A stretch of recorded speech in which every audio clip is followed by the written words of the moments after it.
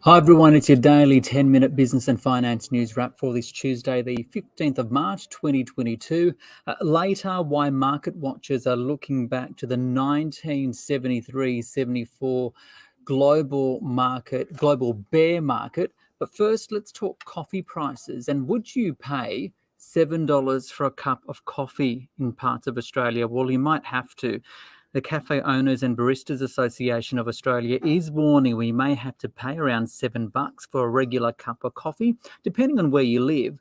But what do coffee roasters say about that? And why are we expected to pay more? Well, Charlie Page spoke with the CEO of Gabriel Coffee, Sam Gabrielian. I think Australia could expect to pay a minimum of $5 for a regular cup of coffee. That's not including all the alternate milks and double shot, etc. I think there's been a massive increase on the cost of goods for us coffee roasters.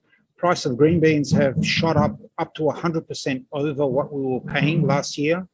And they're expected to rise another 100%, which is unbearable for some coffee roasters. So yes, a cup of coffee will rise from $4.50 to maybe $5.50 or $6, but I don't see it going to $7 just quite yet.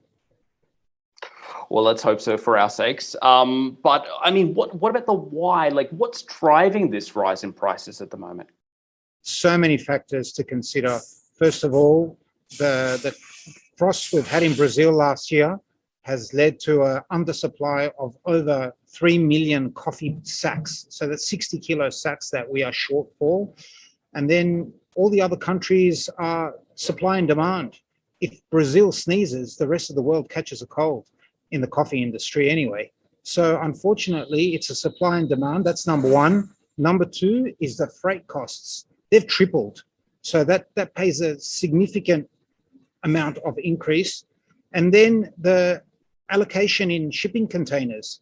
You might be able to get to source the coffee, but then to actually get it here on time is the hardest point at this present time.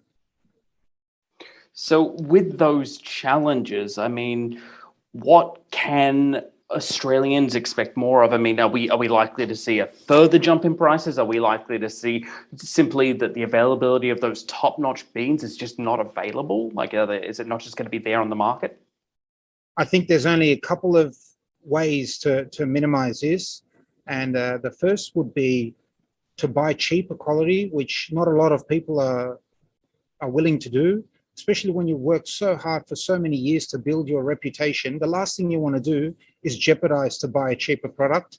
So the people that I've spoken to in my circle are all buying outstanding coffee, and they are charging extra for it. Some of the customers are disgruntled by it, but most of the feedback that we've had is very fair. Considering petrol and packaging and all these other costs have gone up so much as a percentage, coffee to go up by $1 per cup is not very much at all.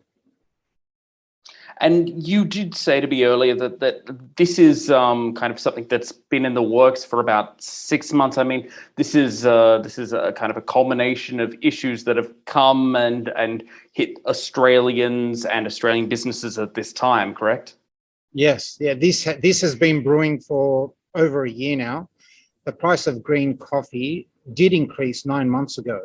However, all the coffee roasters have held their pricing to help during this COVID situation, but unfortunately they can't hold on to these prices anymore. So they've had to pass them on to cafes, and cafes have had to increase their price of coffee by 20 cents to 50 cents that we've found. Most people around the 50 cents mark. And I believe in the next 6 months, there might be a further rise. Charlie Page there speaking with Sam Gabrielian. He's the CEO of Gabriel Coffee. Well, from coffee, let's go to the Australian share market, which fell today. The 200 down by 0.7%, 7,090 7 points, and that's amid weaker resource and energy stocks. For more, I spoke earlier with Stuart Roberts. He's an analyst at Stocks Down Under. Stuart, what's driving the market today? So it's primarily a resources market. Up until recently, most commodities had been shooting the lights out because of the situation in Eastern Europe. Overnight, there was a reaction, and you have a sea of red right across the commodity space, including, oddly enough, gold. So ASX in turn has turned it into more or less a sea of red as a result of that. It proves that no matter how hard we try to diversify our economy from resources, it's still an important part of what we do. Can we talk more about Ukraine? The RBA, we heard from it today, saying that the Ukraine conflict will likely lead to lower growth and higher inflation. I think there was also some statistics or a research report from ANZ saying that consumer inflationary expectations are also surging right now, right?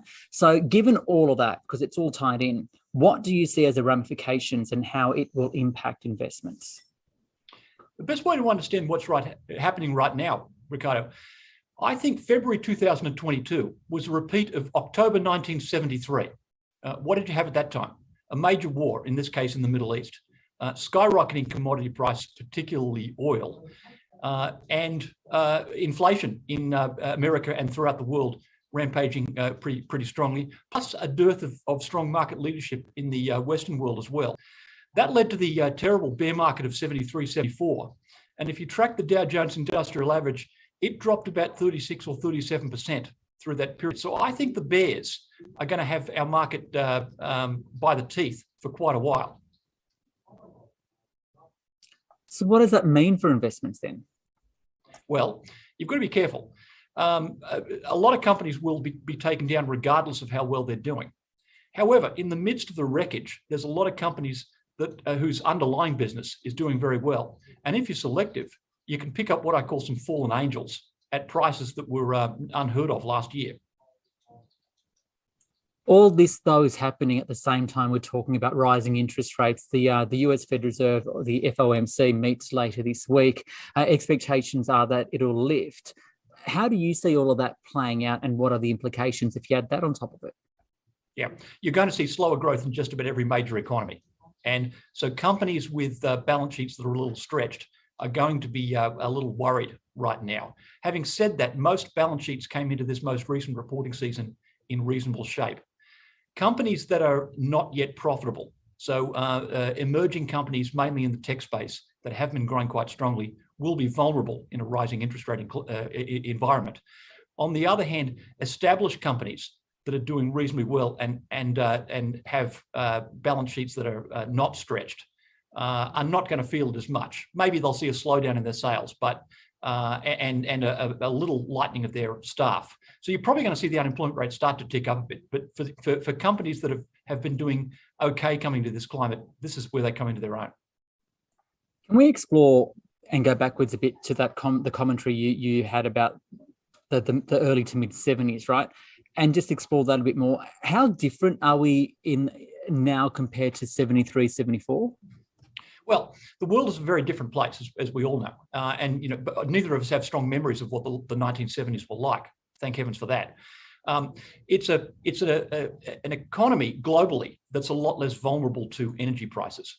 So much of what we do is information based, and that's why I don't think the recession will be as sharp as it was in the mid 70s. On the other hand, you might see emerging economies that have been reliant on manufacturing suffer a little bit more than advanced industrial countries where so much of what we do is information based. So to what extent are you concerned? So I'm concerned that markets might panic with every single increase in interest rates. At the moment, a lot of people don't think we're in a bear market. They think we're in a correction.